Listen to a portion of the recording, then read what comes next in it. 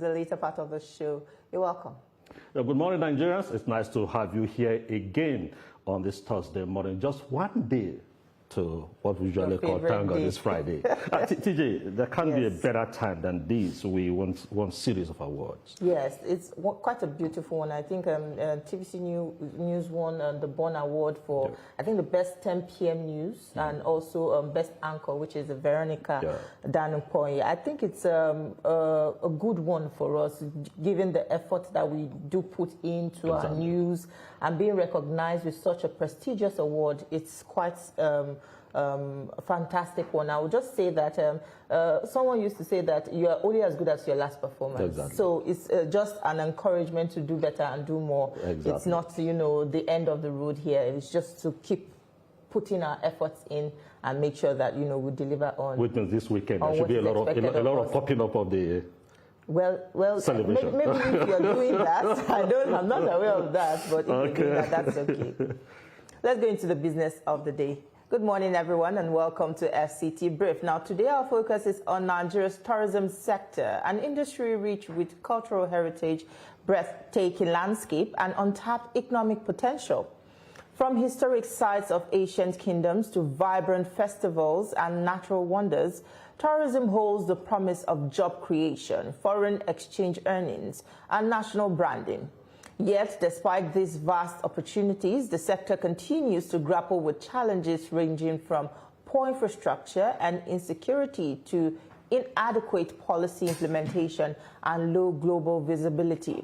As Nigeria seeks to diversify its economy beyond oil, the question remains, how can tourism be repositioned as a major driver of sustainable growth? What structural reforms are needed to unlock its full value chain? And how can public-private partnerships, digital innovation, and improved security frameworks reshape the narrative? Now, this conversation is not just about travel and leisure. It is about economic resilience, cultural diplomacy, and national development. Now, stick around with us as we dissect these critical issues and explore a practical roadmap for the future. Joining us in the conversation is Ola Awakan, Director General of the Nigerian Tourism Development Authority. Now, he will be sharing expert insights on the prospects of the sector and the strategic steps needed to move it forward. Now, Mr. DG, nice to have you here with us. Thank you so much for having me. It's always a pleasure to be here with you. Exactly. Thanks so much. Yeah, globally, most countries make huge economic gains from investing in tourism. So there was the need for Nigeria to move away from just talking tourism to actually do tourism, and I guess that was the reason why you were appointed. And help us. Of recent, you unveiled an ambitious roadmap to help reposition tourism in Nigeria, to help promote economic diversification, cultural integration, and sustainable growth.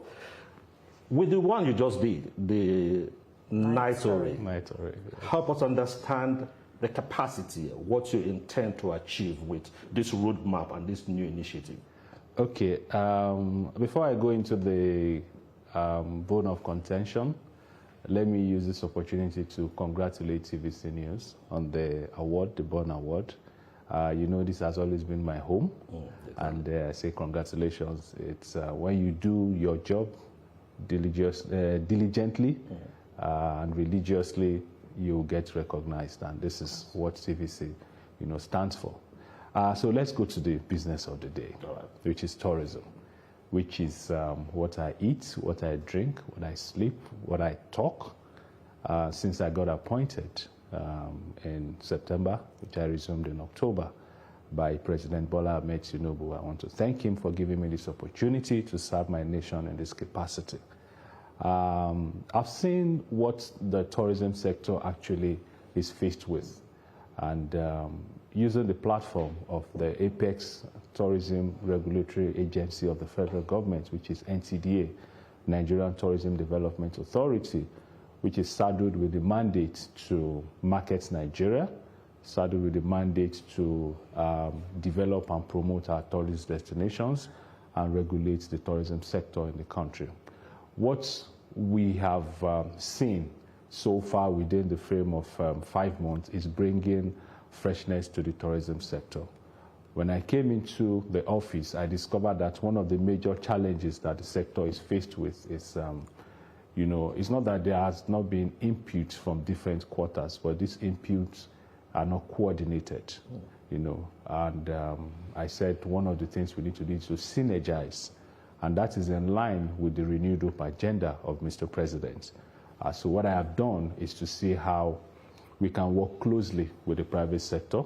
So we are working with the Federation of Tourism Association of Nigeria to see how we can develop our tourist destinations, to see how we can take tourism to that priority list of the presidents. And what we're doing, like you said, we just unveiled NITORI. NITORI is a public-private partnership initiative, and we want to capture the beauty of Nigeria using innovation, using technology. And this is the first of its kind that's happening in Africa. Because we've had several streaming platforms here and there. Yeah, they are countless. But there's no streaming platform that is specifically dedicated to the promotion of tourism assets, to the promotion of heritage sites. And Nigeria is leading in this capacity. We're working with partners that are Nigerians that have used technology to actually contribute to the economy of the US, to the economy of the UK. So these are the partners that we are working with. And that lays credence to the public-private partnership that Mr. President has said we should use to develop the economy.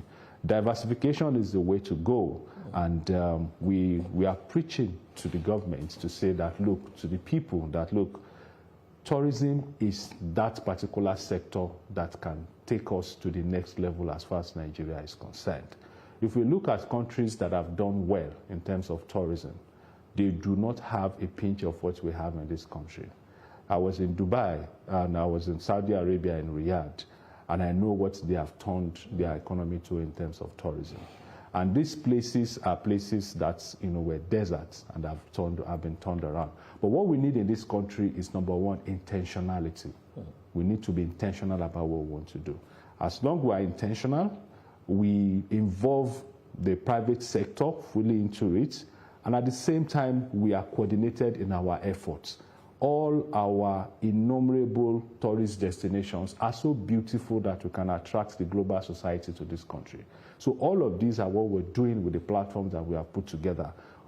In the history of NTDA, a few weeks back, we organized national stakeholders engagement, which has never happened before in the history of NTDA, which we brought together commissioners of tourism across the country. We brought together DGs of tourism board across the country. We brought together the private sector, all the critical stakeholders to say, how can we chart a way forward, together for the development of tourism in the country? And we had a beautiful conversation, and a conversation that immediately after that, we had this NITORI, unveiled. And there are other initiatives that we are going to bring out. So I tell you that the future of tourism in Nigeria is very bright, looking at the wide, value chain that is attached to the sector. All right, Mr. Awakan. I like the fact that you mentioned that Nigeria has quite a number of beautiful tourist attractions. We should ordinarily attract, visitors and, tourists.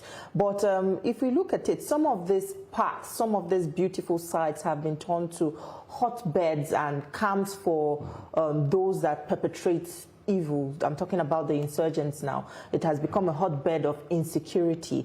Now, how would you say this has affected also the tourism sector in terms of its infrastructure?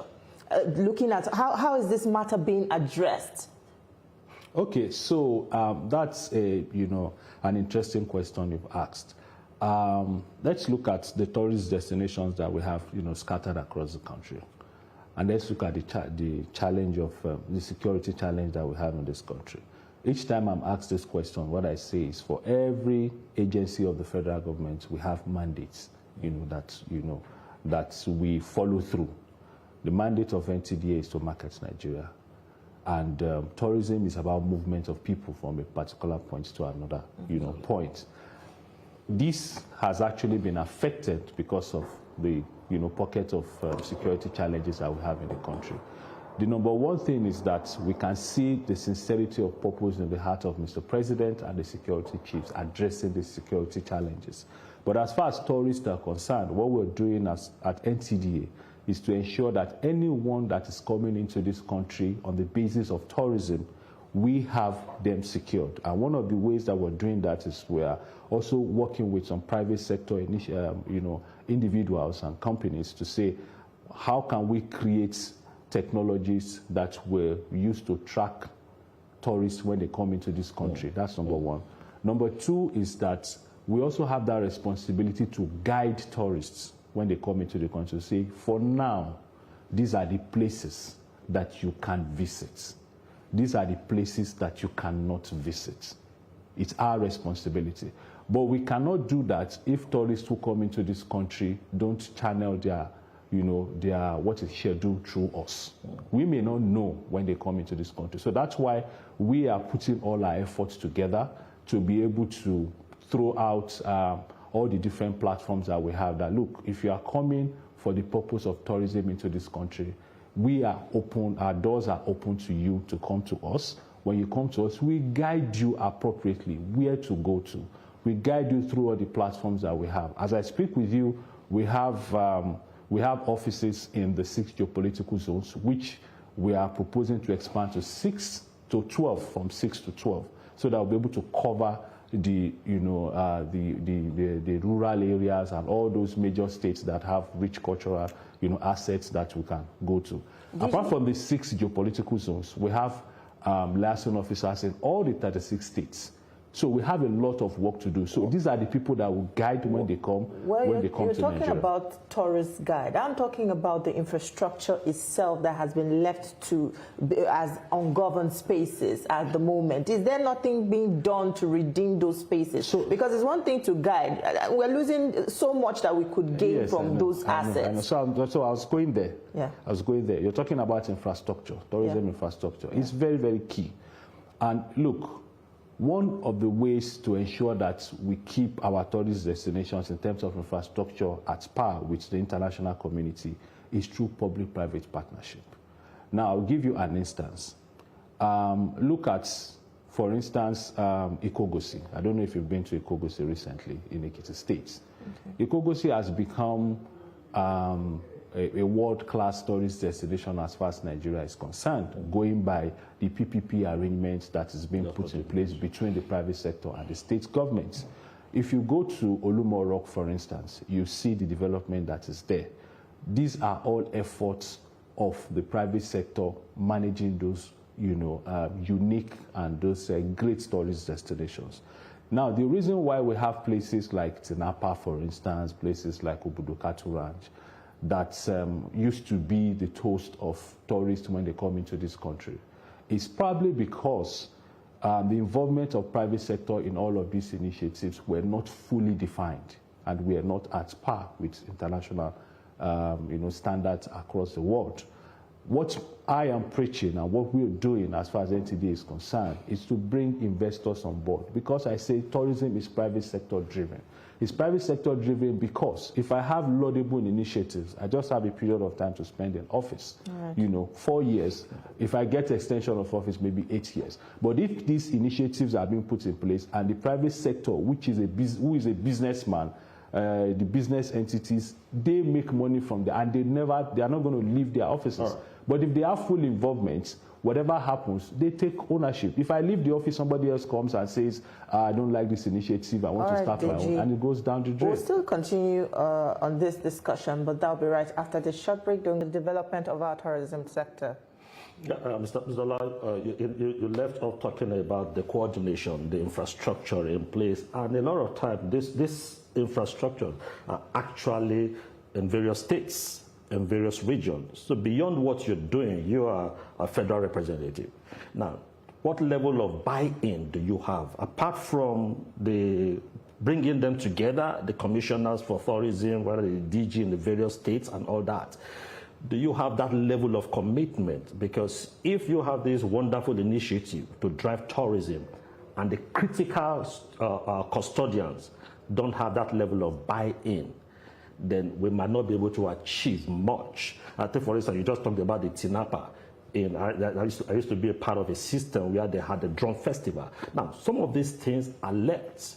Now, how do you want to ensure that the initiatives we bring on board today, even if I'm no longer there, they're so institutionalized that it will continue even if the governance change from one person to the other?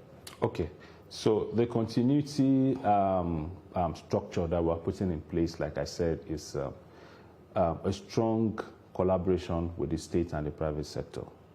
One of the things that we're able to achieve during the stakeholders' engagements that we had is to say, look, there may be policies in place, there may be regulations in place, we may be, we have states, we have federal government, we have communities, we have private sector and all of that.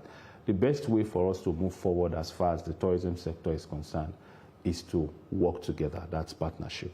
And as I speak with you, there are states already that are coming to us as NTDA to say, we have 1, 2, 3, 4 tourist destinations that we want you to work with us to develop. We have investors that we are bringing on board. So what we need to do is also create a structure that will involve the private sector, that will involve the states, and that will involve the federal government, that is NTDA. By the time we create this structure, there's no way we'll not have the kind of development that we need for all of these tourist destinations to thrive. And by the time they thrive, like I was saying, if we have, the involvement of the private sector in a very reasonable percentage, it's your business, for instance. Exactly. You understand? I am just a government, I'm a civil servant, and, I am a government appointee.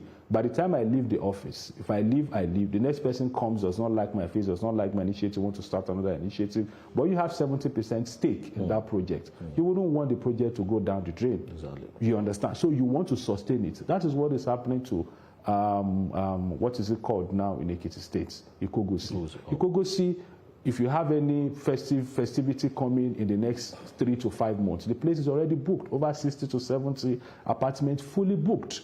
It's because of the strong partnership that they're having with the private sector. So in terms of the buy-in of the state, yes, that was what we're able to achieve with that stakeholders engagement.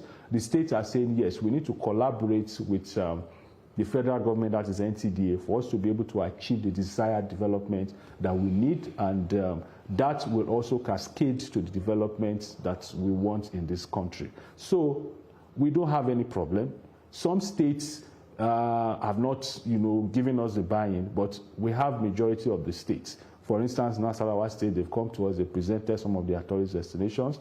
Katsina State, they've come to us, we are working together. We have Kebbi State. We have, very soon, I'll be going to Akwa Ibom. I met with the governor and he said I should come over. They're also working towards developing their tourist destinations. Cross River State is there. So all of these states, definitely there's going to be a buy-in. Now, what we are preaching with my own administration is to say collaboration is key, because that is the only way that we can get the attention of Mr. President. Once we coordinate our efforts and we see that all of these tourist destinations, we put them together. Away from that, even the hospitality is part of what we also regulate. So it's going to be all hands on deck for us to be able to achieve the desired result. I'm happy that you mentioned the hospitality sector, because if you take a look at hotels and all these apartments, yes, they are also considered the backbone of any serious tourism sector. And yet these operators complain about multiple taxation, energy costs, insecurity, and their infrastructure and what have you. So why does it appear that government policies make hospitality a bit more difficult to sustain in terms of policies and all of that? Okay, so as far as NTDA is concerned, like I said, that we regulate the tourism sector and the hospitality. So what we're doing is, let's have a sit down with the hotel management and say, look, across the world, hospitality is being managed by the tourism sector. And when you manage your hospitality, it's also a way of even, generating money to be able to take care of the tourism sector. I know that taxation and all of these, people complain, but it's also what applies in the global society. The only thing that the government needs to do is to ensure that the enabling environment is being provided to ensure that we have basic amenities for these, hospitality businesses to thrive. But as far as NTDA is concerned, we have a good rapport with associations like the FTAN, for instance, Federation of Tourism Association of Nigeria, where all the tourism, all the hospitality, businesses, or the hotel owners, they are a member of. So we are forming an alliance with them to say, look, the best way for us to work is to work together. Right. We are going to, because as far as NTDA is concerned, there are some, levies that we are meant to even get from some of these, hotels. But these levies are not levies that even the hotels are the ones that are paying. Right. 1%, room charge and all of that. It's all about having negotiation. It's all about having coordinated efforts in our synergy structure. So we are working together to ensure that any of those challenges that we're faced with will be a thing of the past, and we've started that journey. All right, DJ, I still want to talk about infrastructure, and this time around the rail network. For instance, if a tourist is coming into the country and he wants to go to Ikogosi, his interest might not just be to travel down and visit Ikogosi. There might be some adjoining sites he also wants to explore. And are you talking with the people, counterpart in the rail sector, to ensure that maybe we have 6 geopolitical zones in Nigeria? Sure. Why don't we have the rail network? The Southwest have a network of rail.